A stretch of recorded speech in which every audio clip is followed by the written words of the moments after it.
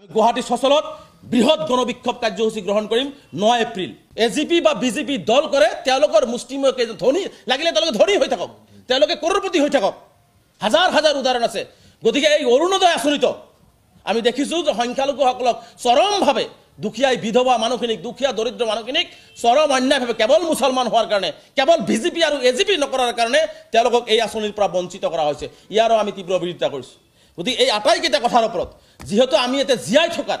ন্যূনতম আমি সমস্যা বিভিন্ন সমস্যাত পৰিছো আমাক যেহেতু তেওঁ জীয়াই থাকিবলৈ কোনো ধৰণৰ অধিকাৰ দি থকা নাই গতিকে এটা প্ৰবল গণ আন্দোলন কৰিবৰ কাৰণে অহা 9 এপ্ৰিল গুৱাহাটীৰ সচল যাত্ৰা আমি আৰম্ভ কৰিম আমি গুৱাহাটী সচলত বৃহৎ গণবিক্ষোভ কাৰ্যসূচী গ্ৰহণ কৰিম 9 এপ্ৰিল 22 এপ্ৰিলত 21 এপ্ৰিলত হজাইত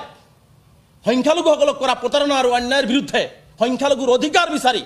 হজাইত প্ৰথমটো গণবিক্ষোভ জনজাগৰণ সভা অনুষ্ঠিত হ'ব গণবিক্ষোভ কাৰ্যসূচী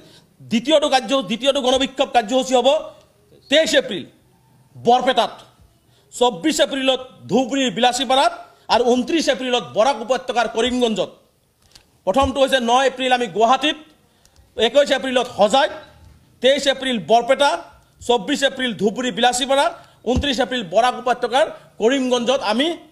গণবিক্ষোভ বৃহৎ হাজাৰ হাজাৰ সংখ্যালঘু ৰাইজক লগত লৈ গণবিক্ষোভ কাৰ্যসূচী ৰূপায়ণ কৰিম আৰু এই ক্ষেত্ৰত মই ধৰ্ম নিৰপেক্ষ সাম্প্ৰদায়িক শক্তিক প্ৰতিহত কৰা প্ৰতিজন সংখ্যাগুৰু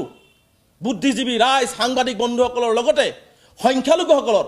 বিভিন্ন দল সংগঠন ৰাজনৈতিক অৰাজনৈতিক সকলো ব্যক্তিক সংখ্যালঘুৰ অস্তিত্ব ৰক্ষাৰ স্বাৰ্থত আমচুৰ এইকেইটা আন্দোলনত স্বতঃস্ফূৰ্তভাৱে অংশগ্ৰহণ কৰিবলৈ আমচুৰ ফালৰ পৰা আমি বিনম্ৰতাৰে অসমবাসী ৰাইজৰ লগতে সংখ্যালঘু সমাজক আহ্বান জনালো আমি গুৱাহাটী সচলত বৃহৎ গণবিক্ষোভ কাৰ্যসূচী গ্ৰহণ কৰিম 9 এপ্ৰিল এজিপি বা বিজেপি দল কৰে তেওঁলোকৰ মুষ্টিমেয় কেইজন ধনী লাগিলে তেওঁলোকে ধনী হৈ থাকক তেওঁলোকে কৰৰপতি হৈ থাকক হাজাৰ হাজাৰ উদাহৰণ আছে গতিকে এই অৰুণোদয় আঁচনিত আমি দেখিছো যে সংখ্যালঘুসকলক চৰমভাৱে দুখীয়া বিধৱা মানুহখিনিক দুখীয়া দৰিদ্ৰ মানুহখিনিক চৰম অন্যায়ভাৱে কেৱল মুছলমান হোৱাৰ কাৰণে কেৱল বিজেপি আৰু এজিপি নকৰাৰ কাৰণে তেওঁলোকক এই আঁচনিৰ পৰা বঞ্চিত কৰা হৈছে ইয়াৰো আমি তীব্ৰ বিৰোধিতা কৰিছো গতিকে এই আটাইকেইটা কথাৰ ওপৰত যেহেতু আমি এতে জীয়াই থকাৰ ন্যূনতম আমি সমস্যা বিভিন্ন সমস্যাত পৰিছো আমাক যেহেতু তেওঁ জীয়াই থাকিবলৈ কোনো ধৰণৰ অধিকাৰ দি থকা নাই গতিকে এটা প্ৰবল গণ আন্দোলন কৰিবৰ কাৰণে অহা 9 এপ্ৰিল গুৱাহাটীৰ সচল যাত্ৰা আমি আৰম্ভ কৰিম আমি গুৱাহাটী সচলত বৃহৎ গণবিক্ষোভ কাৰ্যসূচী গ্ৰহণ কৰিম 9 এপ্ৰিল 22 এপ্ৰিলত 21 এপ্ৰিলত হজাইত সংখ্যালঘুসকলক কৰা প্ৰতাৰণা আৰু অন্যায়ৰ বিৰুদ্ধে সংখ্যালঘুৰ অধিকাৰ বিচাৰি হজাইত প্ৰথমটো গণবিক্ষোভ জনজাগৰণ সভা অনুষ্ঠিত হ'ব গণবিক্ষোভ কাৰ্যসূচী দ্বিতীয়টো গণবিক্ষোভ কাৰ্যসূচী হ'ব 23 এপ্ৰিল বৰপেটাত